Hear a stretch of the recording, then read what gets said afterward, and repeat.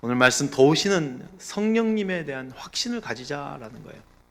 날 도우시는 분이 있는데 내 연약한 가운데 나를 가장 돕고 계시고 나를 가장 잘 알고 계신 분이 도우시는데 그분이 성령님이신데 그 성령님이 나를 돕고 있다라는 확신을 가지자는 거죠.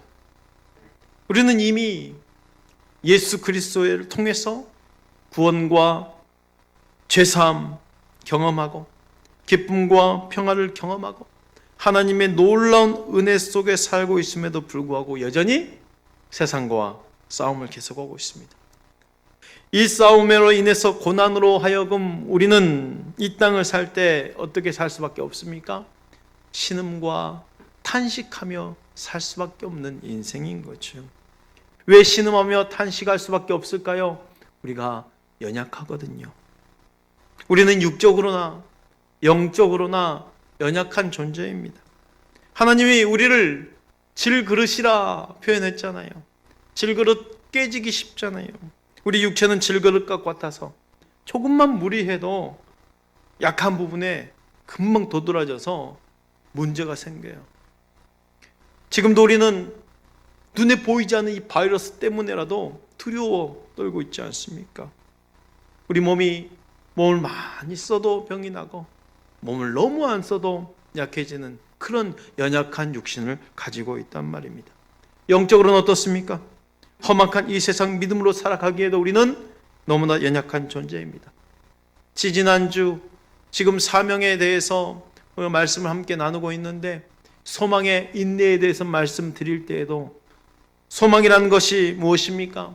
눈에 보이는 게 아니라는 거죠. 로마서 8장 24, 25절에 우리가 소망으로 구원을 얻었음에 보이는 소망이 아니니 보는 것을 누가 바라리요. 25절에 이렇습니다. 만일 우리가 보지 못하는 것을 바라면 참음으로 기다릴지니라. 우리 소망이 그래요. 참으면서 기다리는 게 소망이었어요. 소망은 하나님으로부터 옵니다. 그래서 그가 나타나 도우실 것입니다. 하나님의 영광이기 때문입니다. 그러기에 우리는 지금의 상황에서도 더 복음적으로 살아내자고 제가 말씀드렸습니다. 어려울수록 교회 역할을 더 드러내자라고 했습니다. 우리 신앙을 더 명확히 세워가자고 했습니다. 그런데 여전히 우리는 연약하기에 눈에 보이지 않는 소망 바라보도 가다 보면 눈에 보이는 세상의 부귀, 영화, 쾌락이 항상 우리를 유혹을 하죠. 그리고 이런 것들이 우리 믿음의 방향을 혼돈에 가져옵니다. 그 유혹에 넘어가다 보면 결국 신음하며 탄식하는 인생이 되는 겁니다. 그렇습니다. 우리 인간은 육적으로나 영적으로나 너무나도 약한 존재입니다. 그러나 인간은 약하되 우리 속에 성령의 능력이 살아있다면 결코 약하지 않습니다. 이와 같이 성령도 우리의 연약함을 도우시나니 그랬어요. 우리의 연약함을 도우시나니, 우리의 약함을 너무나도 잘 알고 계신 분이 있습니다. 바로 성령님이시죠. 성령님은 우리의 연약함을 잘 알고 계실 뿐만 아니라 그 연약함을 도우시는 분이십니다. 우리는 2020년 주께서 행하실 일을 보라라는 그 표를 가지고 믿음의 역사, 사랑의 수고, 소망이 있네, 성령의 큰 확신의 사명과 함께 지금 달려가고 있습니다. 특별히 성령의 확신과 관련된 오늘 말씀에서 우리 모두에게 도우시는 그 성령님의 확신을 가져야 하는 이유가 무엇일까요? 연약한 우리들이 지금의 어려운 환경 속에서 신앙과 믿음을 지킬 수 있는 가장 큰 힘의 근원이 바로 성령님의 확신이기 때문이에요. 데살로니가 교인들이 그 핍박 속에서 믿음을 지키고 신앙을 지켜낼 수 있는 가장 큰 힘의 근원은 바로 성령님의 확신이었어요. 데살로니가전서 1장 5절 우린 복음이 너에게 말로만 이른 것이 아니라 능력과 성령과 큰 확신으로 된 것이니 우리가 너희 가운데 너희를 위하여 어떤 사람이 된 것은 너희가 아는 바와 같으니라. 또 너희는 많은 환난 가운데서 많은 환난 가운데서라고 했습니다.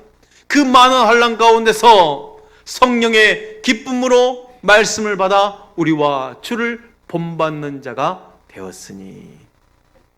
핍박이 있었어요.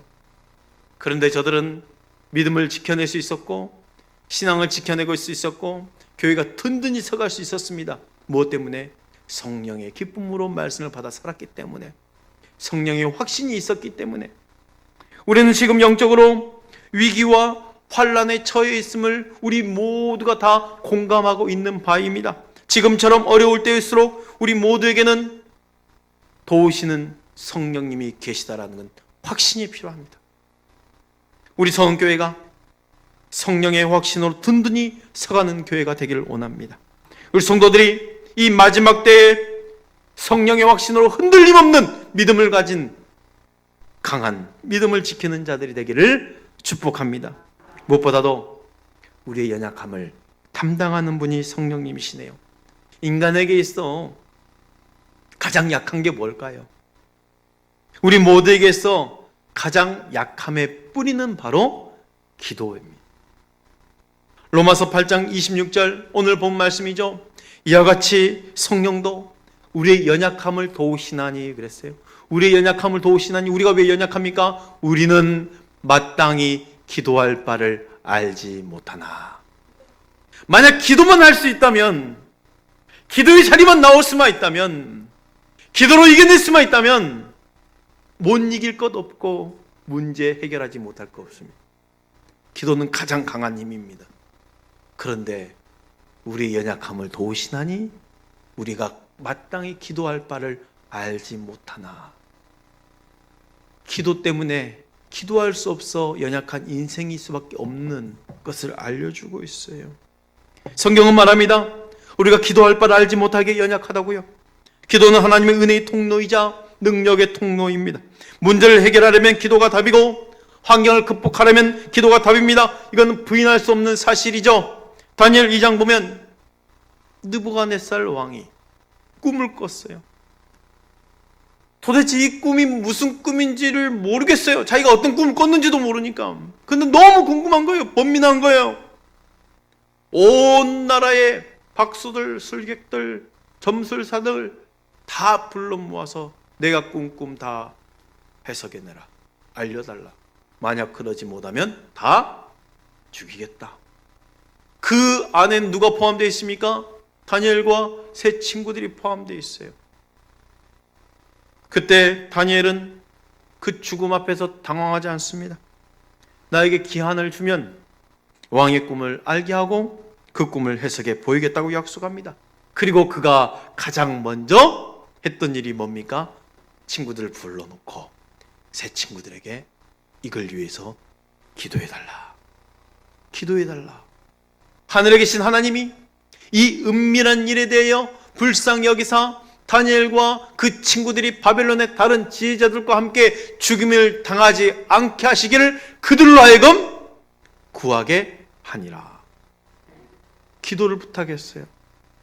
생명 앞에서 기도를 부탁했어요. 그랬더니 어떻게 됩니까? 다니엘 2장 19절 이 은밀한 것이 밤에 환상으로 다니엘에게 나타나 보임에 기도 때문에 저들의 생명을 살려낸 거예요. 기도가 문제를 해결해낸 거예요.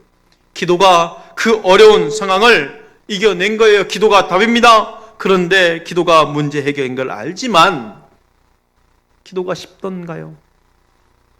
사람이 하는 일 중에 가장 어려운 게 기도입니다. 신앙 상담을 해보면 분명히 기도하면 이겨낼 수가 있는 거예요. 근데 기도합시다 라고 말할 수가 없어요. 왜? 이 사람의 상태를 너무 잘 아니까. 기도해야 이겨내는 것은 너무 잘하는데 이 사람 상태에 기도의 자리에 오기까지 너무 힘든 걸 알아요. 말할 수가 없는 거예요. 기도하면 이겨낼 수 있는데 기도의 자리에 오기까지가 너무나도 힘이 없다는 거예요. 교회 안에 여러 가지 봉사가 있습니다. 서로 독려하면서 더불어 같이 하다 보면 교회 생활 재밌고 서로 힘이 나죠. 그런데 기도 모임, 기도하는 자리 하자 하면 무언가 모르게 부담이 찾아오고 어려움이 있습니다. 육체의 노동도 아닌데 왜 그런 부담과 어려움을 느낄까요? 기도는 교회 안에서의 다른 여러 신앙생활보다 더 영적인 일이기 때문이에요. 제자들도 예수님을 따라다닐 때 잘 따라다녔습니다. 광야로 가자, 광야로 갔습니다. 바다로 가자, 바다로 갔습니다. 죽으러 가자, 죽으러 갔습니다. 그런데 어디서 넘어집니까? 기도하라 하니까 다 잠들고 말합니다. 기도는 사람의 힘으로 되지 않는 영적인 일이고 전쟁이니까 그래요. 우리가 기도만 할 수 있다면, 기도의 자리만 지킬 수만 있다면 나머지 모든 부분에서 성공할 수 있는데, 문제는 우리가 이 땅에 살면서 탄식할 수밖에 없는 연약한 존재라는 거예요. 그런데요, 우리는 이 땅에 살면서 신음하고 탄식하는데 성령님도 탄식하신다네요. 그런데 성령님의 탄식은 우리의 탄식과는 틀려요. 우리의 탄식은 우리가 힘들어서 탄식하지만, 성령님의 탄식은 본인 힘도 탄식하신 것이 아니라 우리의 탄식 때문에 아파하시면서 우리를 보시면서 하시는 탄식이라는 것이죠.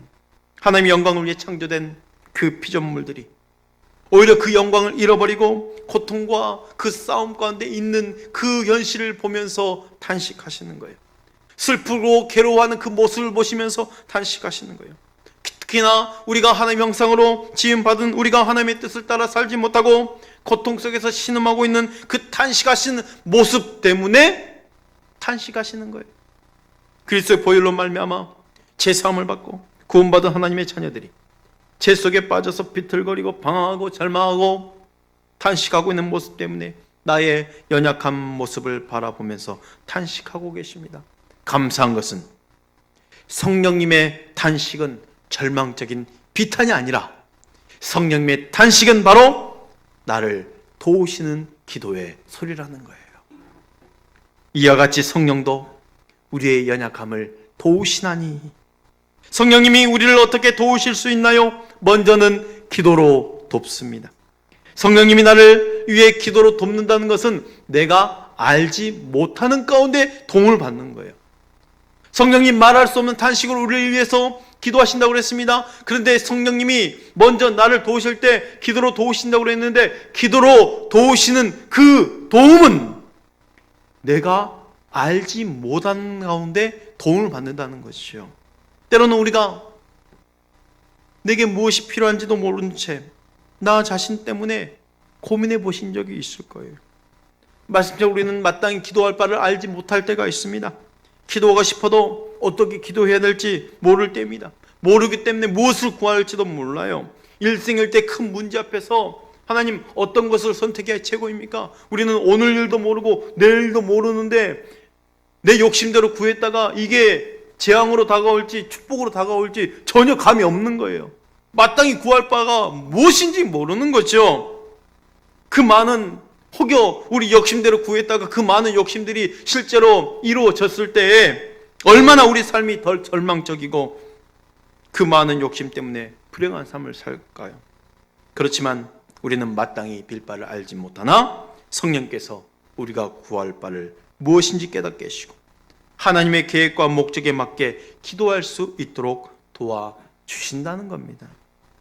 내가 무엇을 위해 기도해야 내 삶이 하나님의 원하시는 모습 그대로 만들어지고 내 인격이 빚어지며 내 삶 속에서 하나님의 의가 참으로 이루어질까 아시는 분은 오직 성령님밖에 없습니다.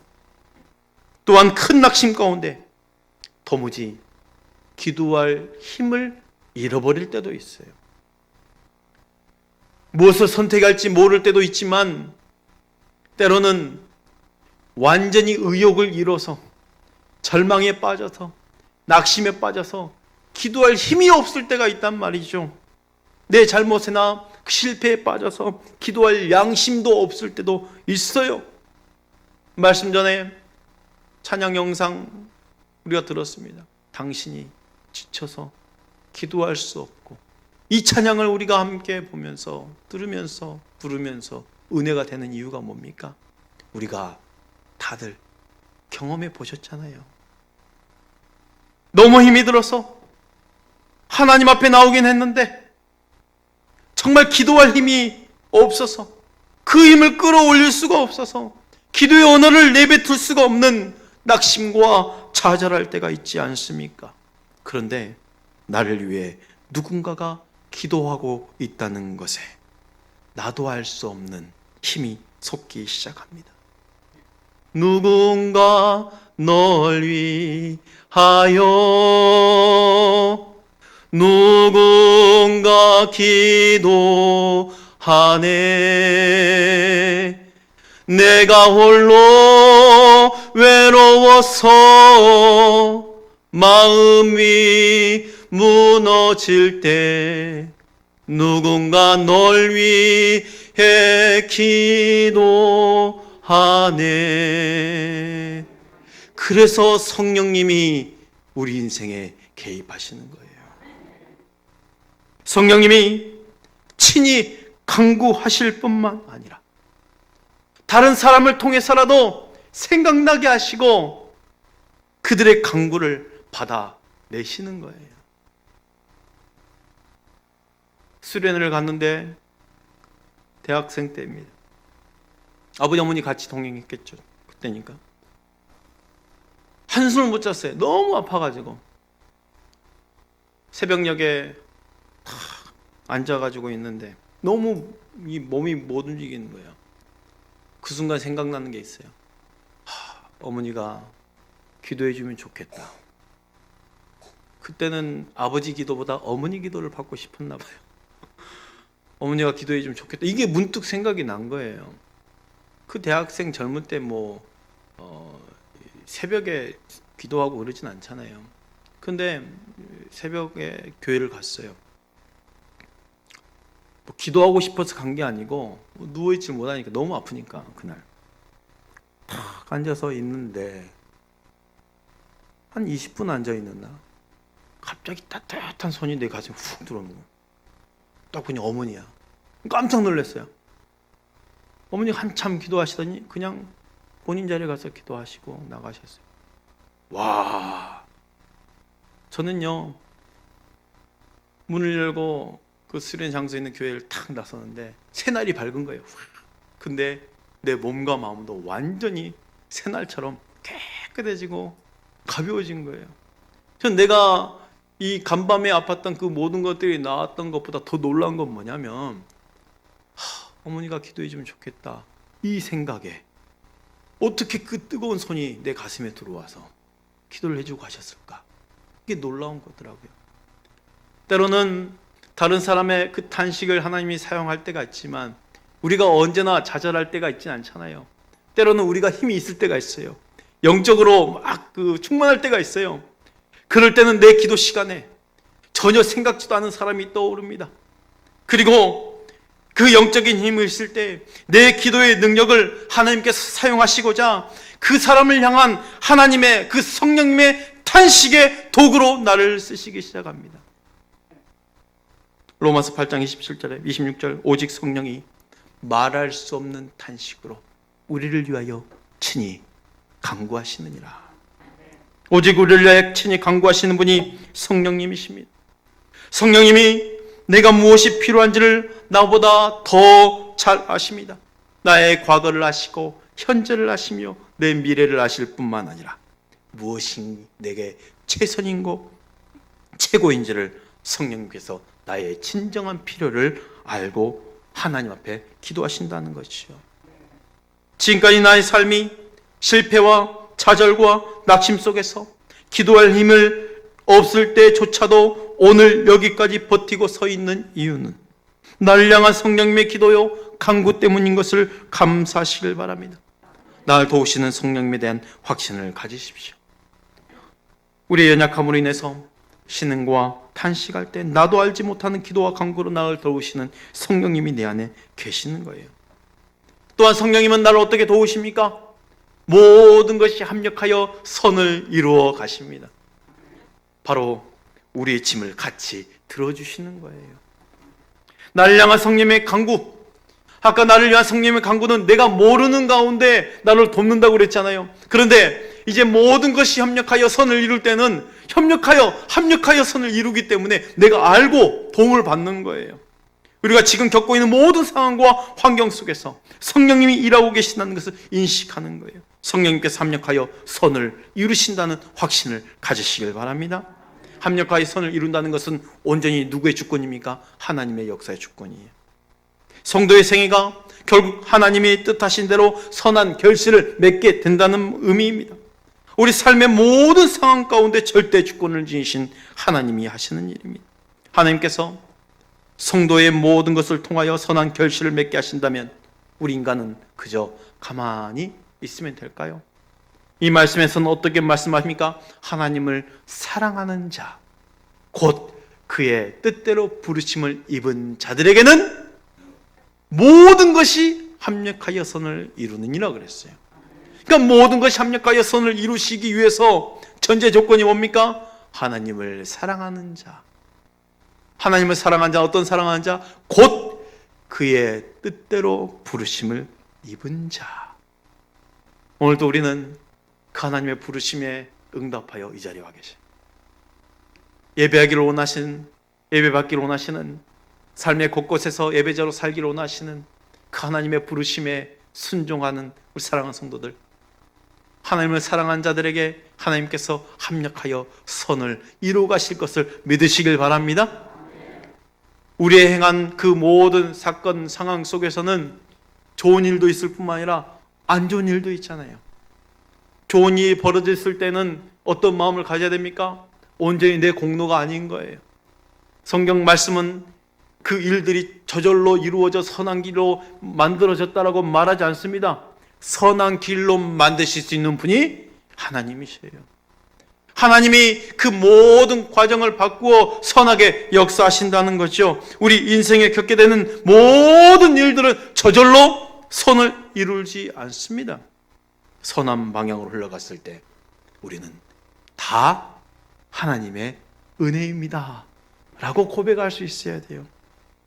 애굽의 총리가 된 그 요셉이가 형들에게 자신의 신분을 드러내면서 했던 말이 있습니다. 창세기 50장 20절, 당신들은 나를 해하려 하였으나 하나님께 그것을 선으로 바꾸사 그랬어요. 당신은 나를 해하려 했다는 거예요. 그걸 부정하진 않아요. 형님들이 지금 정말 악한 일을 한 거예요. 형들은 용서받지 못한 일을 한 게 맞아요 하면서 형들의 악함을 부정하지 않았습니다. 그러나 그 다음에 고백은 뭡니까? 하나님께서 그 악을 선으로 바꾸어 내셨습니다. 그래서 많은 백성이 생명을 얻고 구원을 받게 하셨습니다. 결국 그 안에는 뭐가 담겨 있습니까? 내가 애굽의 총리가 된 것은 오로지 하나님의 은혜입니다. 우리에게 이런 고백이 있어야 되는 거예요. 선한 일이 벌어졌을 때 말이죠. 안 좋은 일도 벌어질 수가 있습니다. 좋지 않은 일이 겪을 때 그 모든 것이 협력하여 선을 이루신다는 하나님의 주권적인 역사를 우리가 믿는다면 삶이 잘못되어 가는 방향 속에서도 찾아오는 두려움과 근심 앞에 절대 좌절하지 마십시오. 분명히 하나님은 모든 것을 협력하여 선을 이루실 것입니다. 거기에는 그분이 계획하신 우리가 보지 못한 것들이 있을 것이고 분명 하나님은 선한 길로 인도하실 것을 믿기에 살면서 겪게 되는 문제들을 두려워할 필요가 없는 거예요. 이런 예화가 있어요. 바닷가 마을에 고기잡이 배가 나간 거예요. 거기에는 그 마을의 가장들이 많이 타고 움직였어요. 그런데 갑자기 풍랑이 닥치고 밤이 어두워졌는데 방향을 잃어버렸어요. 마을에서 난리가 났네요. 들어야 할 배들이 지금 들어오지 않는 거예요. 집에서 가장인 아버지가 언제나 돌아올까 노심초사 기다리고 있는데 설상가상으로 아이가 촛불을 넘어뜨려 집에 불까지 났습니다. 동네 사람들이 항구에서 기다리다 못해 지금 불 끄러 다 올라갔어요. 그 불국에 여념이 없는 거 얼마나 큰 재앙입니까? 얼마나 가혹한 시련입니까? 그러다가 아침을 맞았네요. 아침이 되니 그렇게 고대하던 배가 들어와 있는 거예요. 뱃사람들이 이렇게 이야기합니다. 어젯밤 풍랑 가운데 방향 잃고 지금 어찌할 바를 모르면서 이제 큰 파도에 휩쓸려 넘어지기 일복전인데 저 멀리 한쪽에서 불길이 솟아올라서 그 불길로 방향 잡고 들어왔다는 거예요. 그 집에 불이 나지 않았다면 그 집은 가장을 이룰 수밖에 없었습니다. 이 집에 난 불이 재앙이 아니라 구원의 등불이었다는 거예요. 우리는 한 가지 사실만 보고 이것이 잘못된 거다 말하면 안 됩니다. 성도는요, 모든 것이 합력하여 선을 이루고 계신다라는 하나님의 뜻을 믿는 사람들이에요. 사랑하는 성도 여러분, 나를 도우시는 성령님의 그 확신을 가지시길 바랍니다. 연약한 가운데 도우시는 분, 내주하시는 성령님이셔요. 성령께서는 우리의 기도를 도우시고 마땅히 구할 바를 가르쳐 주시며 우리의 길을 인도해 주십니다. 어느 길로 가든지 어떤 실패나 어려움에 처하든지 합력하여 선을 이루시는 우리가 믿고 있는 그 하나님, 내 속에 내주하시는 그 성령님 의지하며 달려갑시다. 오늘도 우리 말씀 놓고 함께 결단하며 기도하면 좋겠어요. 성령님께서 내 기도할 바를 알지 못하더라도 내 연약한 가운데 도우시는 그 간구가 있다는 것을 기억하시고, 오늘도 기도할 바 알지 못해서 힘을 잃어 그 기도의 음성을 내지 못한다 할지라도 누군가 날 위해 기도하고 있다는 것을 기억한다면 우리는 일어날 수 있습니다.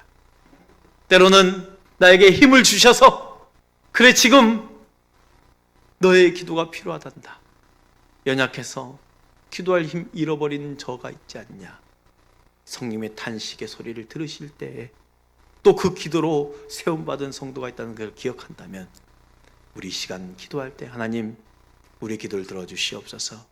성령님, 나를 도우시는 그 성령님의 그 확신을 내가 갖기를 원합니다. 모든 것이 합력하여 선을 이루실 줄 믿습니다. 이런 믿음으로 이 시간 함께 결단하며 기도할까요?